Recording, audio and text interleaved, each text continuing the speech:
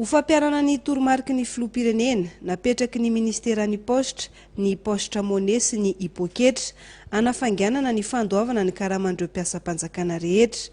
Eo ihany koa ny fampihenana ny fikirakirana ny lela-vola. Hena betsaka mihitsy ny fampiasantsika vola taratasy zany fantatrareo tsara fa ny vola taratasy be mandany vola be reny amin'ny banque centrale tsy maintsy afarana ny vola simba avy eo dorana.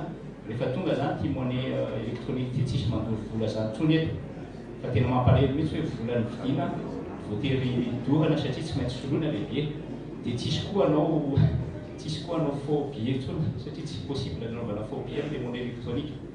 Dia indray andro any afaka 5 taona angambana taona any mety monnaie électronique amin'izay no aparitaky ny banque centrale amin'ny banque 1000 ariary par mois mandritry ny 5 ans. Zany hoe le carte anareo zany valable mandritry ny 5 ans ary 1000 ariary no prélèvement ataon'ny postra amin'ny karatra.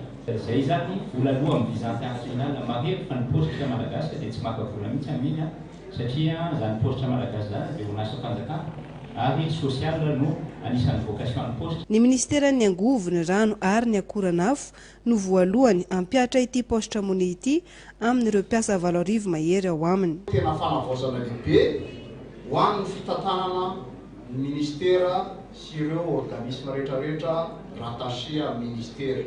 Nahoana moa izany? Satria ny tanitsika dia amin'ny 1er janvier 2020 dia tsy hisy tsony ny fikirakirana vola lela vola eo amin'ny ministera sy eo amin'ireo organisme rattaché rehetrarehetra eo.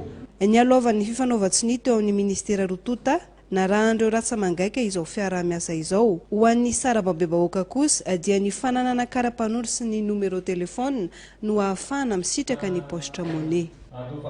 Miteraka fahavoazana ho an'ireo